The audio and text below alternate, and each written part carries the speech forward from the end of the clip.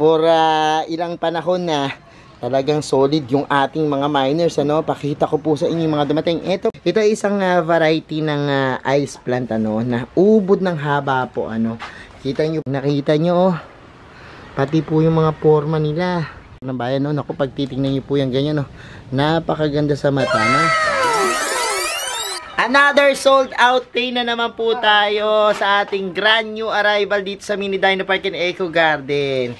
At ngayon nga pong araw na ito ay talaga namang bago na naman yung ating mga halaman.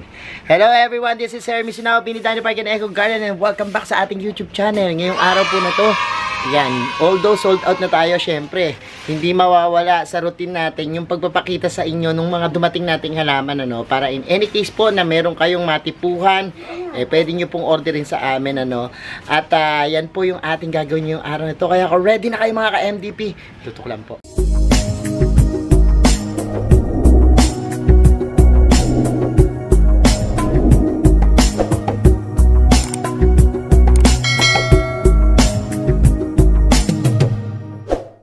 And we're back mga ka-MDP. Medyo nakakapagod po at late na kami nakakain ng lunch. Yung pinakapahinga po namin, ito na po yung pagbablog ko, no.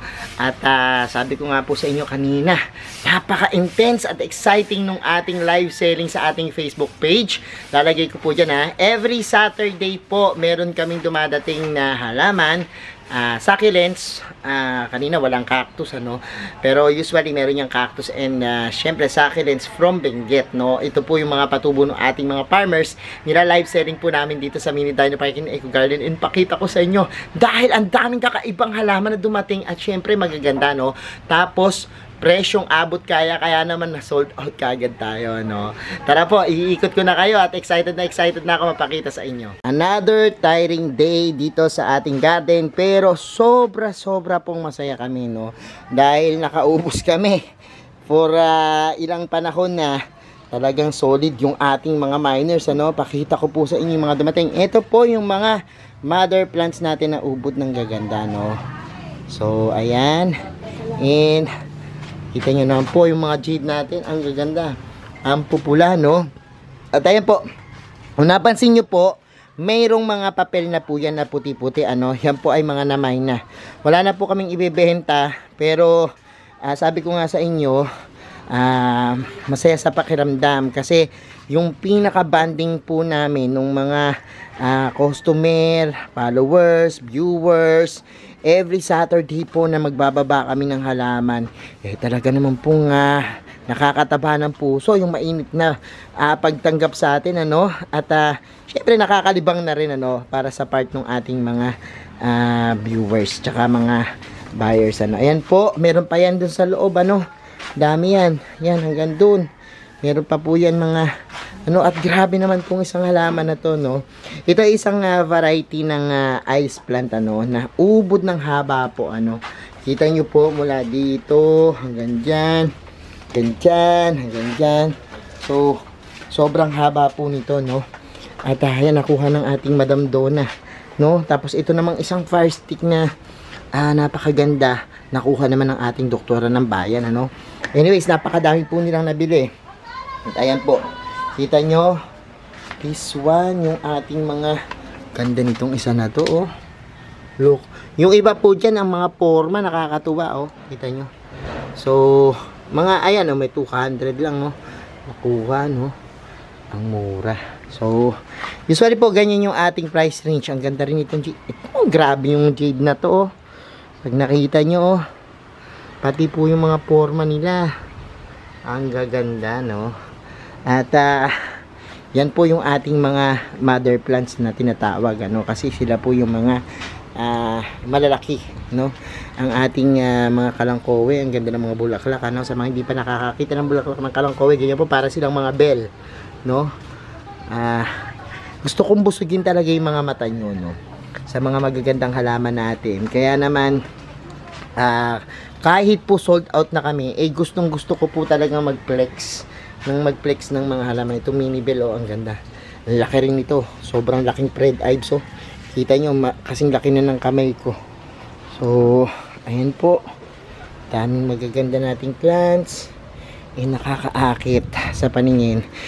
Bukod po dyan, syempre meron tayong mga maliliit din na halaman, no? Sold out na rin po. 3 for 100 po yung bentahan natin.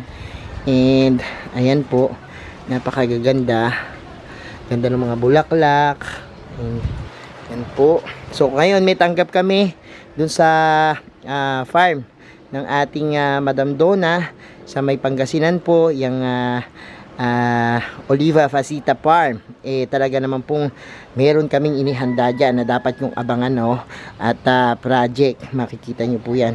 Grabe po itong mga maliliit nating halaman, ano? Pag interesado po kayo dito, pwede na po kayo pre-order, ano? Kasi ang worries namin, yung iba kasi nauubusan. So kapag nauubusan po, syempre gustong-gusto namin lahat kayo magkaroon. Para po hindi na kayo maubusan, ang technique po dyan, mag-message na po kagad kayo ahead of time. Tumatanggap po kami ng pre-orders by Wednesday, Thursday, yan po, Friday, no? Pero maganda po kung Wednesday pa lang po, makapag-settle na kayo ng pre-order para po maisama namin yan doon sa aming mga pinabababang halaman, ano? So, sabihin nyo lang po yung mga varieties. Mapapanood nyo po doon sa live ko, no? Ayan, no? Kita nyo, meron na rin yung mga ari niyan. Mga yan. And, yan, no? Look. Eto po ngayon, kasi last time na nag-live tayo, hindi ko na napakita iba. Na-deliver na. Pero ngayon, talaga naman, ayan, no? Kita nyo. Nakita ko sa mata. Pakalaki nung trunks, oh. Ayan. Ganda yan. So, ngayon, talagang pinakita ko sa inyo na agad-agad at nag-vlog na tayo para po, yan, abutan nyo pa yung mga nakikita nating mga halaman. So, pwede nyo pong screenshot yan. Tapos, pwede nyo pong isend sa amin yung picture kung di nyo po alam yung mga pangalan. At amin po yan na di-deliver sa inyo, no, via rider po natin, ano. So, ito po. Pero lang po yung mga taga Visayas, Mindanao. Sa ngayon po kasi hindi pa kami nag-ship ng LBC. Ang ganda nito, oh. Yan ay kalangkaw, eh. Yan ay ionium, no, na sunburst. Yan. And maganda. So, tingnan natin yung mga alaga naming succulents dito. Actually, dun sa musileo ng mga halaman ni Doktora, puntahan natin, ano, kasi dyan naka-imbak yung ating mga succulents na inaalagaan namin sa lowland. So, update tayo dito. Ang gaganda ng mga jade natin, no? Look. Diba? Doon sa mga hindi po nabubuhayan ng jade, tingnan nyo naman po yung jade namin dito, oh. Buhay na buhay po yan, ano, dito sa lowland. Makita nyo po, oh. Ang gaganda po ng ating mga halaman, oh. This one is red ears. Ang ganda, oh. Kakaiba yung kanyang forte. And look, ganda, napakaganda. At mapink-pink yung ating mga ano. Usually ito na po, may taon na yata dito yung iba, or less than a year. Yung simula nung pinalagak ng ating doktor ng bayan, no? Naku, pag titingnan niyo po yan ganyan, no? Napakaganda sa mata, no? No? So ayun, ma-pink-pink na ma-violet yung Red Ives natin. Ang ganda rin ng mga Portulaca tricolor. And ang gaganda. So ito po, nag-iisip kami kung paano ayos, ano. At malapit na po na palagyan namin ng extension to. Bala ko dito is lagyan ng bakal, tapos another na pag ano, para dun sa bubong niya na ganito. Tapos patatanggal ko na to. Ang dami kasing mga, yan, o, yung ating mga blue ternate, no? Papatanggal ko yan. At para hindi matabingan yung araw. And yung puno na yun, tingnan ko kung mapapaputol, ano, kasi para yung araw talaga niya is mabigay dito is talagang bonggang-bongga, no? So, ang dami natin ditong plants. Ang ganda, ang sarap sa mata. Kapag halimbawa nandito kayo, no, at titingnan niyo yung mga halaman natin. Ito po ay sa lowland, ano, at sabi ko nga po sa inyo, dito sa lowland, mabubuhay naman po talaga yung mga succulents, ano. Basta po tama yung potting mix na gagamitin, and tama yung pag-aalaga, lesser ang tubig. Syempre, kapag halimbawang stable na, pwede po yung bigyan siya ng matinding shower, no. Basta yung kanyang potting mix is fast draining.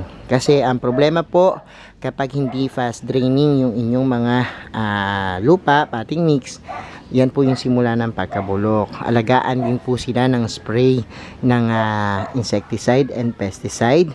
And isalik nyo po yan after 15 days. Alagaan nyo naman po ng pag-spray ng fungicide. Pag summer po, medyo malaki yung panlaban nila, no, sa mga ganyang sakit. Pero kung magtatag-ulan na po, talagang kinakailangan po na mas madalas po yung pag-spray ng fungicide tsaka insecticide, no, pesticide. So yan lang po yung mga pag-aalaga natin sa mga succulents dito sa lowland. Sa lowland po, normal na nagfe-fade yung kulay, nagiging parang green, depende rin po kasi sa tubig, pero kung halimbawa pong tumagal yan at na-maintain nyo po yung buhay nila dyan, may tendency po na magbabalik yung kulay nila, pero hindi na po ganun ka-striking. Kaya lang po, ang ganda pa rin pong tingnan, kapag marami po kayong mga alaga, katulad nitong ating yan, nakikita nyo, changing color po yung ibang succulents, minsan nagiging lumalabas yung pagka pink, lumalabas yung pagka white, pero minsan po itong papuntang summer na ito, talaga pong yung mga succulents, yan yung pinaka love nila, sa lahat po ng panahon dito sa lowland, dahil po diyan nakokontrol yung pagtutubig, tapos mainit na mainit, lalabas yung mga stress nilang kulay, so yan po yung nangyayari doon sa mga succulents dito sa lowland kapag summer. So wag po kayo matakot, yung mga nag-aalaga po ng succulents sa lowland, mabubuhay at mabubuhay po sila. Tingnan nyo naman, kung gaano kagaganda ng ating mga succulents yan, mabubuhay at mabubuhay po yan, at sobrang fulfilling po sa pakiramdam, kasi ito yung mga halaman na sobrang challenging, sobrang tanggal ng stress kapag halimbawang nabuhay mo, dahil ito yung pinakamahihirap. At sabi ko nga, kung itong mga succulents yung talagang nabuhay mo, napalago mo, nako, maning-mani po sa inyo yung ibang type o varieties ng halaman, dahil ito po, isa na po sa pinaka nakaka-challenge na alagaan yung mga succulents, at bidang-bida po kayo, kapag yung mga ganito yung nabuhay nyo talaga, So ayan po, pinakita ko lang sa inyo yung ating mga halaman, Actually, ito kay Ma'am Donna, yung iba dito, i-deliver po namin yan sa Pangasinan. And yung iba naman po sa Doktora ng Bayan, Doktora Maribel Pobre Ramulete. At yan po yung ating mga succulents, and aayusin ko pa po yan, bibigyan ko ng ibang touch sa mga susunod na araw. Ang ganda ng background ko, So ayan mga ka-MVP, thank you so much sa inyong panonood ngayong araw na ito. At sa mga hindi pa po nagsasubscribe sa ating YouTube channel, kung bet na bet nyo po yung ganitong usapan, plants and gardening, mag-subscribe na po kayo. Huwag nyo pong kalimutang i-hit yung notification bell para laging updated sa aming latest uploads. Pati po sa iba't iba nating social media accounts, sa ating TikTok, Instagram, Facebook pages. Search lang po Hermy Sunaho or Mini Dino Park and Eco Garden. Makikita nyo na yan. Salamat ng maraming mga ka-MDP, and this is Hermy Sunaho, nagsasabi sa inyo ng happy planting. Bye-bye!